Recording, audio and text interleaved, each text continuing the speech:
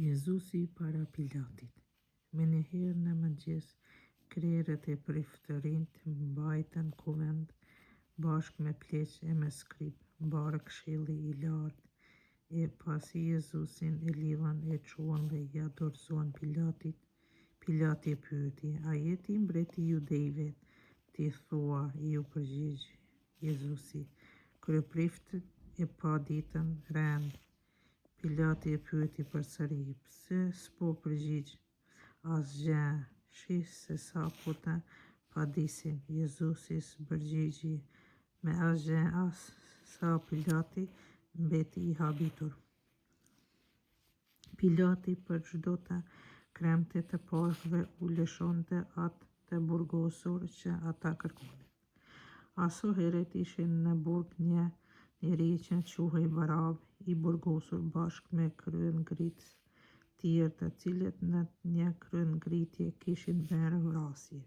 Njerëzit u ngjitën lart e filluan të kërkojnë prej Pilatit të bëjë atë që kishte zakon të bëjë për ta.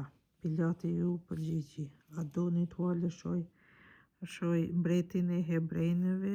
Sepse e dinte mirë se kryepriftërit e kishin dorëzuar prej smire, por kryepriftërit e nxënësit nxitën turmën t'ua lëshoj më mirë Barabën. Pilati foli përsëri dhe u tha: "Çka doni të bëj me atë që ju thoni se është mbret i judejve?" "Kryqëzoje", bërtitën ata përsëri.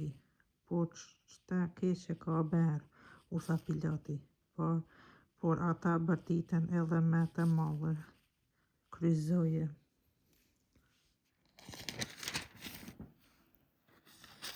Pilati, duke dashur të kënaqë turmën, ua lëshoi Barabën, kurse Jezusi, pasi e frushkulloi, u dha ta kryqëzohen. Ushtarët e shtin Jezusin brenda pallatit, domethënë në Pretorium, dhe e bashkuan mbar kohortën.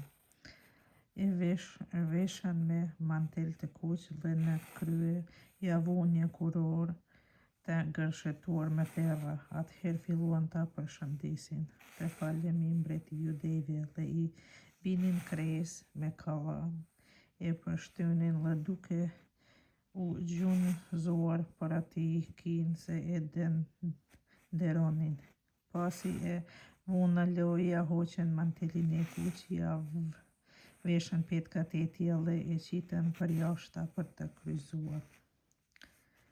Ushtarët e detyruan një kalimtar që po kthehej nga fusha, Simonin prej Sirenës, banë e Aleksandrit e të Rufit, të mbarë kryqin e Jezusit.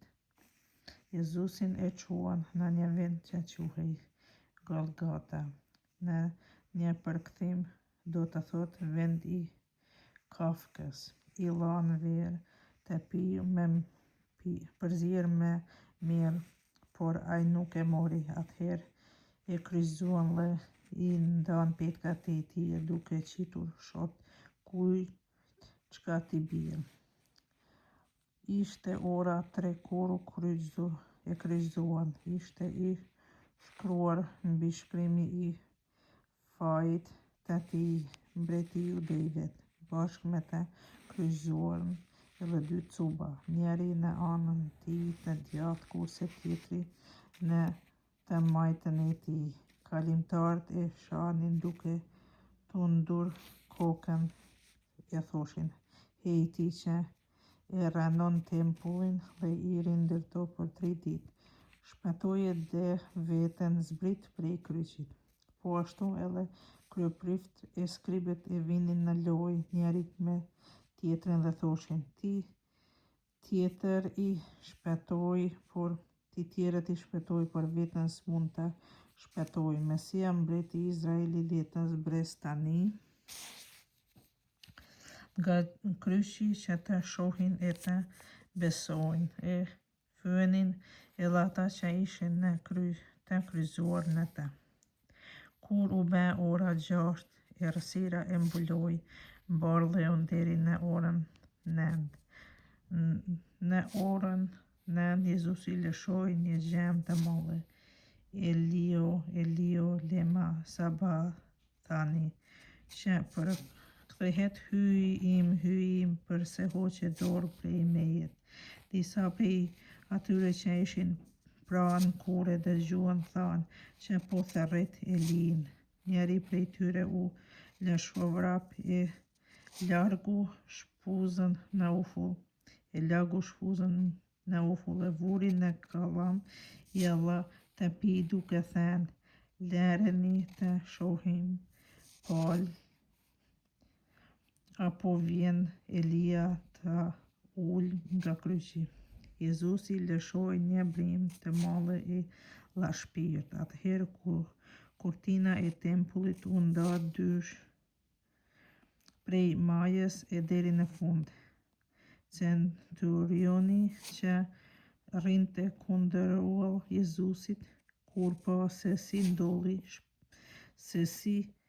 doli shpirti, tha, "Ky njeri pas ka qenë me të vërtet biri i hyjit."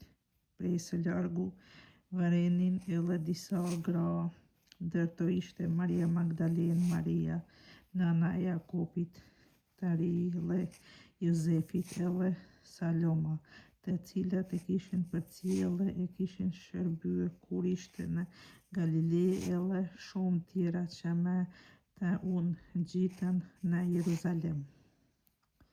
Kur u be natë dhe pasi ishte përgatitje, domethënë nata e së shtunës, erdhi Jozefi prej Arimateës, këshilltari i shquar, e që edhe ai priste mbretërinë e hyjit, mori guxim dhe hyri te Pilati e ja lypi trupin e Jezusit.